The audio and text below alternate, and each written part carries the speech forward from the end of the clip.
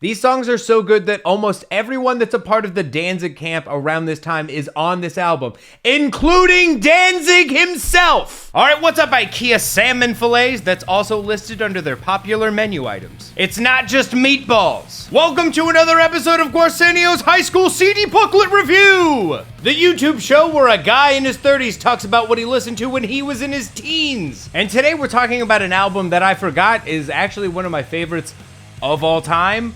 We're talking about Son of Sam, Songs from the Earth.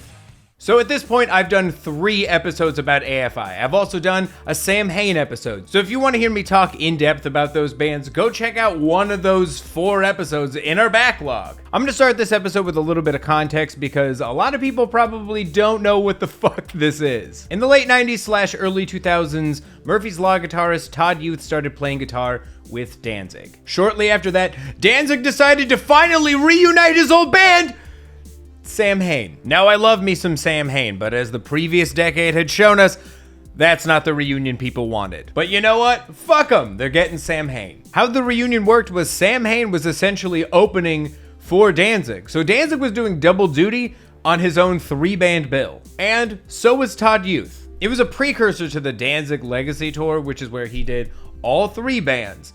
And I saw that show at the Hammerstein Ballroom, and it was one of my favorite experiences of all time. In my Samhain review, I mentioned that the magic, the it factor that makes Danzig music so special, all kind of lies within Samhain. And I think Todd Youth thought something similar because after that tour, he's inspired to write an entire album's worth of Samhain-inspired music. Coincidentally, the opening band for the Samhain reunion tour was AFI. And at the time, I think Davey Havok is probably the most outspoken Danzig fan in the scene. Todd then pitches this idea to Davey and other Samhain and Danzig members like London May, Steve Zing, Howie Pyro, and they end up making this album, which I think is the greatest worship album of all time. I don't know if anyone knows what I mean when I say worship album, but essentially, it's an original project that's influenced by only one other band or artist. It's like how Dare to Be Stupid by Weird Al is Devo worship, or any metal band with an HM2 is Entombed worship. And goddamn are there a lot of Danzig worship bands out there. There's actually a really fucking awesome modern Samhain worship band called Final Gasp. They fucking nail that sonic aesthetic and honestly are probably what Samhain intended to sound like. But Songs from the Earth is not just the best Danzig worship project I've ever heard. I think it's the best possible version of any worship project, period. Todd and Davey don't just extract everything that's special about Samhain.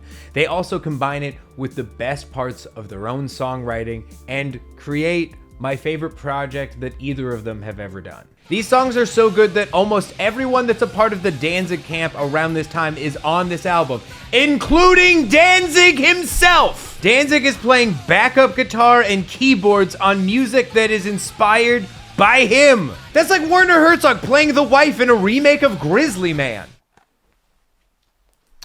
You must never check out these pumpkins. Also, potentially a hot take, Davey Havok is the perfect vocalist for any Danzig-inspired music. He understands Danzig's flow, inflection, and the way he writes melodies and lyrics. But he's in a polar opposite register, so it never sounds like he's doing a Danzig impression. Which I think is key, because anytime I hear a dude doing an exact Danzig voice, I disconnect a little bit, even if it's my own Danzig impression.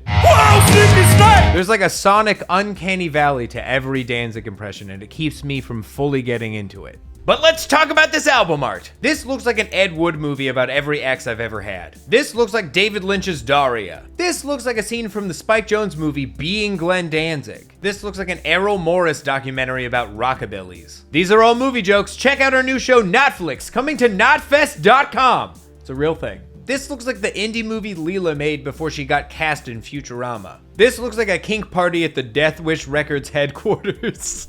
This probably kept this album from selling a lot. It looks like an album cover to a bad version of this album. It's just lazy. This is stock spooky font and a photo that someone took at a corn maze with a Game Boy camera. I truly think if they spent more time in the album art, more people would know about this project. But that does it for this week's episode. Let me know what you thought of the album and yell in the comments, subscribe to the channel. Next week we're doing And Justice for All, so you're gonna finally hear all of my weird opinions and theories on Metallica.